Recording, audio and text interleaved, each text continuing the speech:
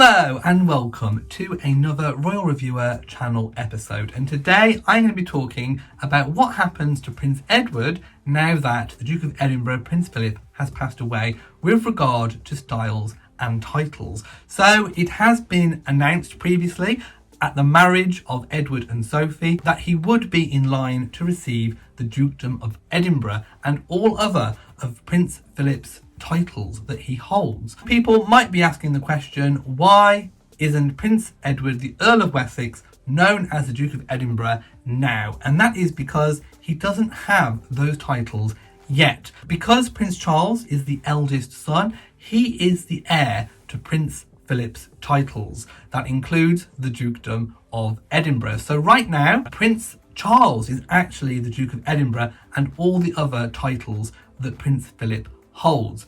What will happen is that as soon as the Queen passes away and Prince Charles becomes king, all those titles will merge with the crown, which means that they can be created anew for somebody else. So Prince Charles and the Queen and the Duke of Edinburgh all agreed that when Prince Charles becomes king, the title of the Dukedom of Edinburgh should be passed on to Prince Edward. So that is what will happen at the time. So I've got a little bit of information for you. So after the war, Prince Philip was granted permission by George VI to marry Princess Elizabeth.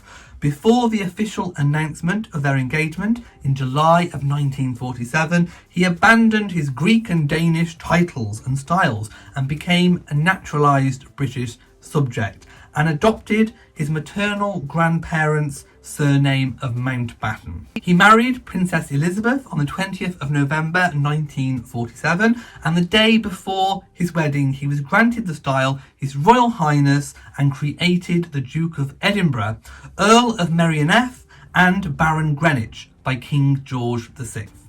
Consequently, at that time, already being a Knight of the Garter, between the 19th and the 20th of November 1947, he bore the unusual style His Royal Highness Sir Philip Mountbatten, and is so described in letters patent on the 20th of November 1947. Philip left active military service when Elizabeth became Queen in 1952, having reached the rank of Commander. The Queen formally issued letters patent in 1957, which made Philip a British prince in his own right. According to letters patent that George VI issued when he gave Prince Philip the title in 1947, Prince Charles will become the next Duke of Edinburgh upon his father's death. However, in an announcement in 1999, ahead of Prince Edward's wedding to Sophie Rhys-Jones, Buckingham Palace stated that the Queen and Prince Charles had agreed that upon her death and his accession to the throne, Prince Edward, her youngest son, would become the Duke of Edinburgh. This is because when a royal ascends to the throne, any titles that they hold merge with the crown and ceases to exist and can be then granted anew to somebody else instead. This means that Edward will be granted the title when Charles becomes king. The usual convention is for a dukedom to be conveyed upon a royal wedding, as it was with the Dukes of Cambridge and Sussex, yet Edward chose the title Earl of Wessex instead. Brothers Charles and Andrew hold the dukedoms of Cornwall and York, respectively. His wife, the Countess of Wessex, will eventually become the Duchess of Edinburgh when he is granted the title of Duke.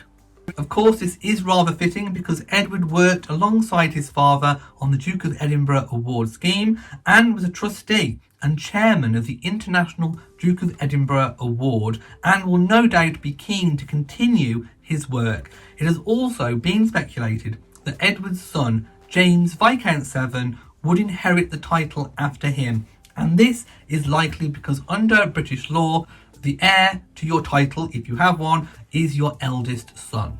So I really hope that clears up a lot of speculation about Prince Edward and his titles now that Prince Philip, the Duke of Edinburgh, has passed away. So thank you for watching this video. If you found it useful, please give it a big old thumbs up. Don't forget to share on social media, and also do hit the bell so that you know whenever I upload a new video. So from me in Shropshire, mwah to you all, and goodbye.